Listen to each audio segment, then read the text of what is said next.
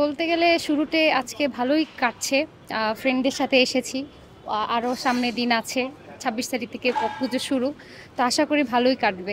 মূলত বলা হয় যে এই দিনে মায়ের আগমনী হয়। আজকের দিন থেকে আগমনী শুরু।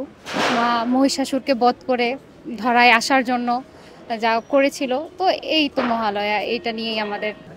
অ্যাকচুয়ালি কাজের ফাঁকে পুজো নিয়ে তেমন কোনো প্ল্যানিং নেই। দেখা যাক তাও মায়ের কৃপায় যতটুকু করা যায় আর কি। ছোটবেলা তো খুবই মজায় কাটাতাম, সবার সাথে ঘুরতে যেতাম, বেরোতাম, বাড়িতে যেতাম সবার সাথে। বাট এখন তো কাজের ফাঁকে সময় করা হয় না, ছুটি স্বল্প, তো সব কিছু মিলিয়ে অনেক পার্থক্য। এতক্ষণ যা দেখছি মোটামুটি ভালোই, এবারে গতবারের তুলনায় এবার মোটামুটি ভালোই যাচ্ছে। দেখা যাক আগামীতে কি হয়। এবার ওই ফ্যামিলির সাথেই প্ল্যানিং, ফ্যামিলির সাথেই থাকা। হ্যাঁ, ওই তো ছোটবেলায় যখন বাবার সাথে যেতাম, মায়ের সাথে যেতাম, ফ্যামিলি সবার সাথে যেতাম। এখন কাজের ফাঁকে আলাদা থাকা হয়, সবার থেকে আলাদা থাকা হয়। এমনও সময় যায় যে ঘরে যেতে পারি না। তো ওই ছোটবেলার দিনগুলোই খুব স্মরণীয়। অবশ্যই মা-বাবার জন্য ভগবানের কাছে, মায়ের কাছে এটাই কামনা করে যেন আমার মা-বাবা, আমার পরিবার সবাই সবসময় ভালো থাকে। মা যেন তাদেরকে সুস্থ রাখে।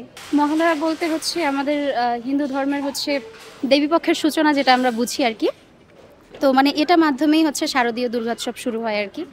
তো মহালয়া হচ্ছে দেবীপক্ষের সূচনা, মায়ের আগমনী যে সুরটা আর কি বেজে ওঠে, মহালয়া সুরের সাথে সাথেই হচ্ছে বেজে ওঠে আর কি। পরিবারের সাথেই হচ্ছে পূজাটা হচ্ছে উদযাপন করে থাকি। বাসাতে যাওয়া হয়, মানে হোম টাউন আর কি, যেখানে ওখানে গিয়েই হচ্ছে বাসাতে পরিবারের সাথে হচ্ছে পূজাটা উদযাপন করা হয়। পরিবারের মতো হচ্ছে বরাবর মতো হচ্ছে একই থাকে, পূজার উৎসব আমেজ তো থাকেই।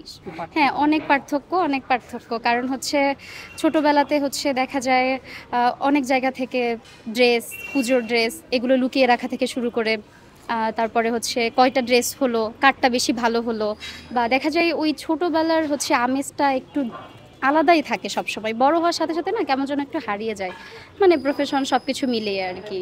এখন পর্যন্ত হচ্ছে আমি আজকেই হচ্ছে ফার্স্ট বের হয়েছি আর কি।